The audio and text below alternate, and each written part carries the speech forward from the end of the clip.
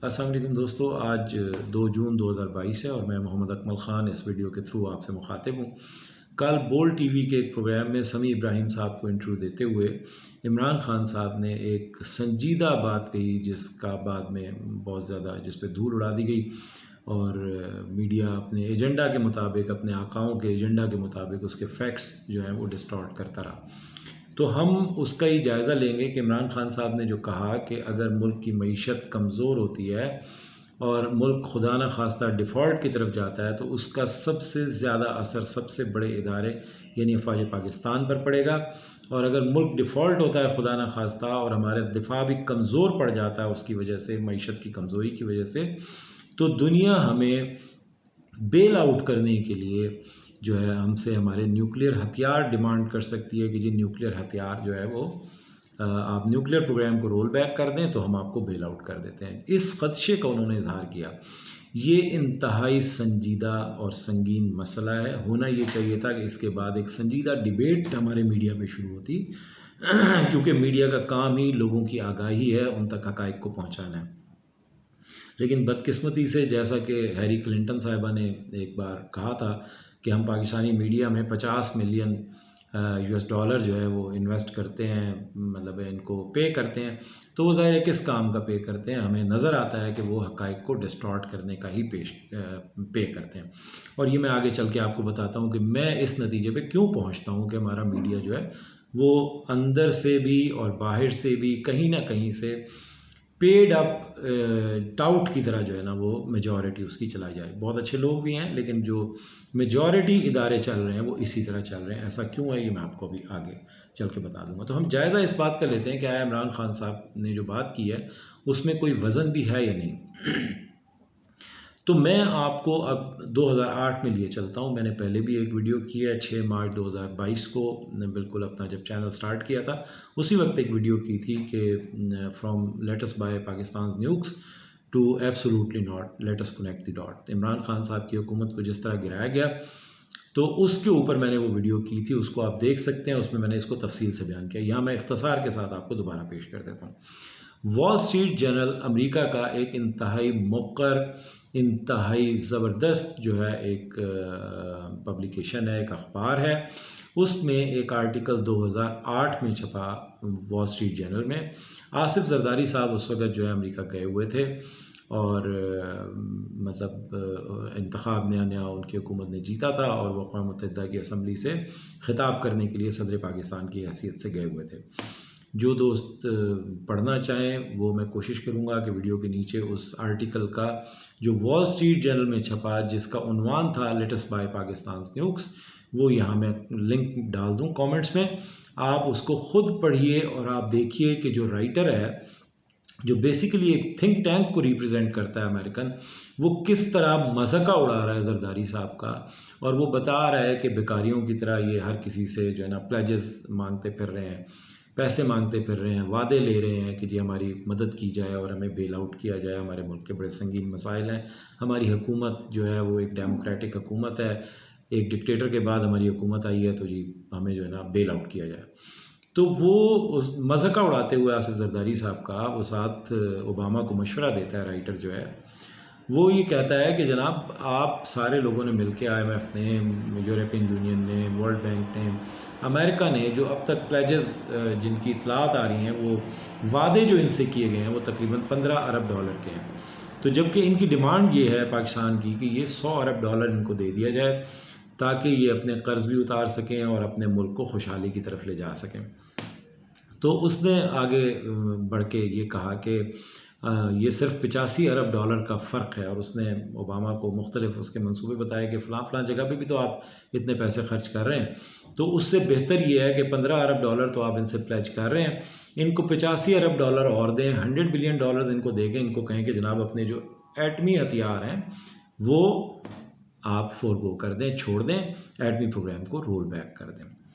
अब इतनी मतलब गैर संजीदगी के साथ वो मज़मून जो है वो इतने संजीदा मौजू पे लिखा गया है क्योंकि हमारी लीडरशिप जो है वो एक नाकारा, नाकाम, नाकिस और दुनिया की नज़र में एक करप्ट लीडरशिप है। लिहाजा जो मजमून निगार है वो इसी अंदाज में लिखता है। मैं लिंक डाल दूंगा, जो दोस्त पढ़ना जानते हैं अंग्रेज़ी को वो उसको ज़रूर पढ़ें, और किसी दिन मैं कोशिश करूँगा कि मैं उसको ट्रांसलेट करके आपको वैसे सुनाऊँ या अपने स्टेटस में उसको लगा दूँ। तो उन्होंने उसने उस मजमून का उन्वान रखा लेटेस्ट बाय पाकिस्तान न्यूक्स, आइए पाकिस्तान के न्यूक्लियाई हथियार या एटमी हथियार ख़रीदें। तो ये उनका मंसूबा है, बहुत पुराना मंसूबा है, और इसके लिए जो उन्होंने रास्ता चुना है, फिर टीआरटी जो है टीवी जो है उसके ऊपर एक इंटरव्यू है 12 साल पहले का एक अमेरिकन एनालिस्ट का, उससे सवाल किया जा रहा है कि जी अमेरिका पाकिस्तान का क्या कर सकता है और पाकिस्तान को क्यों खुली छूट दी जा रही है, और पाकिस्तान जो है वो तालिबान को सपोर्ट करता है वगैरह वगैरह, जो इल्ज़ाम हमारे ऊपर रूटीन में लगते हैं।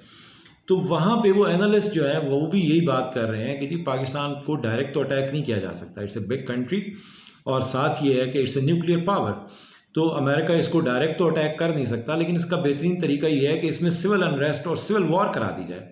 और सिविल वॉर का तरीका ये है कि अफ़गानिस्तान में जो है ना इन्वेस्ट किया जाए, और उसकी जो पश्तून एथनिसिटी है वो जो पाकिस्तान में भी सेटल्ड है और अफ़गानिस्तान में भी सेटल्ड है, वो पश्तूनों को मिला के उभारा जाए, और एक सिविल वॉर की कैफियत जो है पाकिस्तान में, जो आपस के तजादात हैं उनको मिला, उन तजादात को उभार कर सिविल वॉर करवाई जाए और फिर पाकिस्तान के हिस्से बखरे कर दिए जाएँ। तो वो उसमें बलूचों का भी हवाला देता है कि बलूचिस्तान को इस तरह अलग कर दिया जाए, KPK जो है वो उसको अफ़गानिस्तान के साथ या एक अलहदा एक रियासत की सूरत में दे दी जाए। तो ये इमरान खान साहब ने जो बात कही है ये कोई अनहोनी अनोखी बात नहीं है। ये इसके ऊपर किताबें लिखी जा चुकी हैं, बेशुमार टीवी प्रोग्राम्स होते हैं, और बड़े बरमला अमेरिकी थिंक टैंक या यूरोपियन थिंक टैंक जो है वो ये बात कर देते हैं कि उनको ये सूट ही नहीं करता।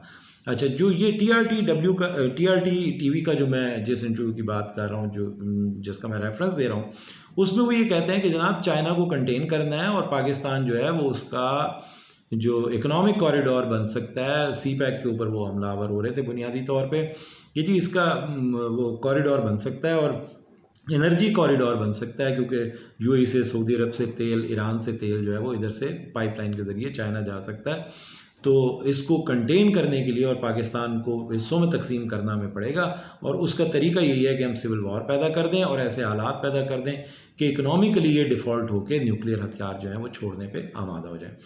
ये दो बातें मैंने आपके सामने रख दी। फिर इस पे पाकिस्तान में बहुत संजीदा हलकों में इस पर बहस होती रहती है। उन्होंने बहुत सारी जो थिंक टैंक्स हैं अमेरिकन, उन्होंने इस पर काम किया हुआ है, इस पर किताबें लिखी जा चुकी हैं कि पाकिस्तान के किस तरह 4 हिस्से किए जाएंगे, किस तरह वो चारों खुशहाल ममालिक होंगे, लेकिन उनसे न्यूक्लियर हथियार ले लिए जाएंगे, और वो चाइना के किसी तरह भी मुआविन नहीं बन सकेंगे, और उनकी अपनी ज़ाती हैसियत एक छोटा मुल्क होने की हैसियत से ऐसी नहीं होगी कि वो किसी को डिस्टर्ब कर सके। तो ये उनके बहुत पुराने प्लान्स हैं। फिर मैं आपको याद कराता चलूँ, नवाज शरीफ साहब के दौरे हुकूमत में जनरल बाजवा ने, फ़ौज पाकिस्तान ने एक सेमिनार करवाया था मईशत के मौजू पे। उस पे बहुत एतराज़ात हुए थे कि जी मईशत से अफवाज का क्या लेना देना है। परवेज़ रशीद साहब ने बड़े सख्त उस पर बयानात दिए थे कि जी फ़ौज क्यों इन मामलात में घुस रही है। तो आसिफ गफूर साहब उस वक्त DGI-SPR थे, उन्होंने इस पर बयान दिया था कि ये बहुत ज़रूरी है, मुल्क का जो दिफा है वो मईशत से गैर मुतल्लिक नहीं हो सकता। अगर मुल्क की मईशत कमज़ोर होगी तो मुल्क का दिफा भी कमज़ोर होगा। और साथ ही उन्होंने इसको ऐड ऑन किया था और कहा था कि जनाब हमने जब इस मईशत का जायज़ा लिया पाकिस्तान की मईशत का, तो हम तो ये समझ रहे थे इसको कोई मामूली बीमारी लाक है, लेकिन बदकिस्मती से पाकिस्तान की मईशत को कैंसर लाक है जिसका पैनाडोल से इलाज किया जा रहा है। बड़ा मशहूर ज़माना उन्होंने ये बात की थी। तो ये सबको पता है। जनरल बाजवा साहब ने भी ये एक दफ़ा बात की थी कि पाकिस्तान अगर मुआशी तौर पे कमज़ोर होता है तो मुल्क जो है वो टूट जाते हैं। हमारे सामने USSR की मिसाल है, United states of Soviet Russia की मिसाल मौजूद है कि इस मतलब इकनॉमिक कोलैप्स ही उसकी बुनियादी वजह थी कि USSR या United states of Soviet Russia, जो उस वक्त अमेरिका के मद्दे मुकाबिल एक आलमी ताकत थी जिसके पास न्यूक्लियर हथियारों की कोई कमी नहीं थी, वो भी सिर्फ इकोनॉमिक कोलैप्स की वजह से वो मुल्क भी टूट गया। और दूसरी जो इसकी रेसिपी में सबसे ज़बरदस्त चीज़ होती है वो होती है एथनिसिटी, यानी जो लिसानियत, सूबाइयत, इलाकाइयत के ऊपर लोगों को उभार दिया जाए। ये भी उनका बड़ा पुराना प्लान है।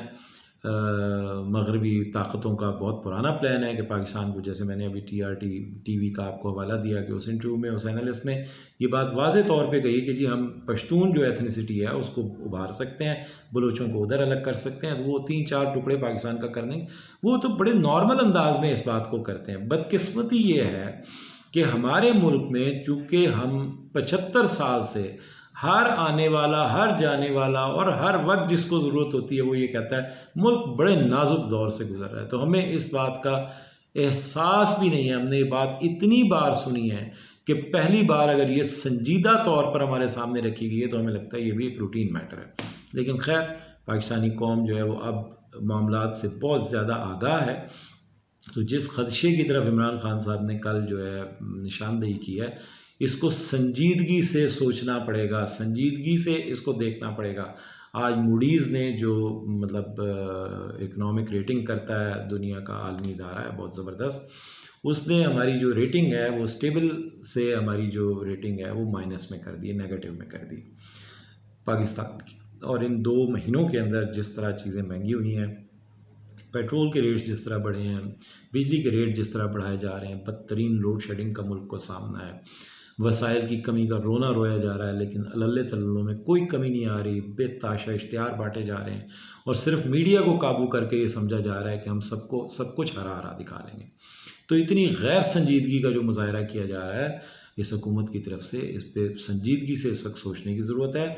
और ज़ाहिर है ये हुकूमत नुमाइंदा हुकूमत नहीं है, ये भानमती का कुनबा जोड़कर एक हुकूमत बनाई गई है। तो ये जो फ़ैसला साज हैं इमरान खान साहब ने, उनकी तवज्जो जिस बात की तरफ दिलाई है वो एक संजीदा मैटर है। इसको सोचना चाहिए कि अवाम की एक मुंतखब, बाकायदा मुंतखब, एक शफ़ाफ़ इंतखाब के थ्रू आई हुई मुंतखब हुकूमत जो है उसके हवाले हुकूमत करनी चाहिए और देखना चाहिए कि मसाइल जो हैं वो किस तरह से हल हो सकते हैं मुल्क के।